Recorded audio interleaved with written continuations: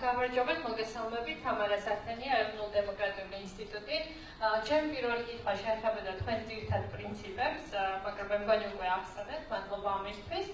და მეორე კითხვა ეხება იმ საკითხს, რომელიც გვაწუხებს ხოლმე საერთაშორისო ორგანიზაციები და არა მარტო არის ქალთა პოლიტიკური წარმომადგენლობა. ამ მიმართულებით რას ფიქრობთ, როგორც ხვდებით თქვენი სია ძირითადად ფორმირებული იქნება პრაიმერის შედეგად, მაგრამ ხომ არ ვთქვით, რომ საჭირო იქნება რაღაცა დამატებითი წახალისება იმისთვის, რომ უფრო მეტმა ქალმა კანდიდატმა დააკარგოს თავისი კანდიდატურა.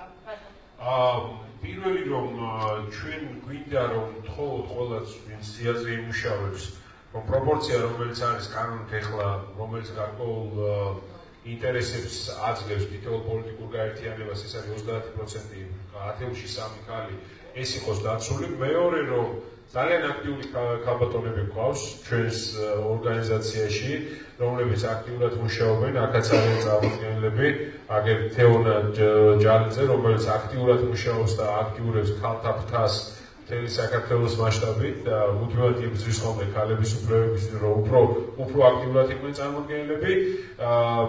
მაია, რომელიც მუშაობს სასამართლო რეფორმაზე მაგალითად ჩვენს გუნდში, ნანა, რომელიც ახლა შემოგვიერთდა ასევე და ძალიან მაგარი პროფესიონალია და მუშაობს მიგრანტებზე და საზღვარგარეთ ყოფილ ქართველებზე, ასე რომ გუნდში აქაც უკვე ბევრი ქალბატონია, აქაც დარბაზს თუ გადავხედავთ, ხედავთ რომ ბევრი ქალია წარმოდგენილი, რეგიონებშიც ძალიან აქტიური დერე გვყავს, მაგალითად ახლა ხონში ვიყავი და ძალიან მაგარი ქალბატონი დაგვდა, რომელმაც დაგვიორგანიზა შეხვედრა და მოკლედ გვინდა რომ მაქსიმალურად იყვნენ წარმოდგენილები.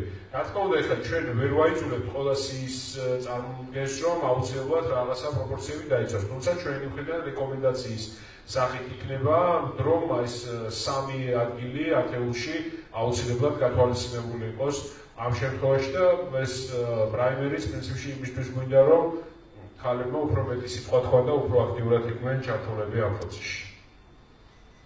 და მზად ვართ რომ მოვისმინოთ თქვენი მოსაზრებები, შეიძლება რაღაცა დაგვეხმაროთ, რომ კიდევ უფრო სწორი მექანიზმი ჩამოვაყალიბოთ ქალების გააქტიურებისთვის და მეტი ქალის მონაწილეობისთვის.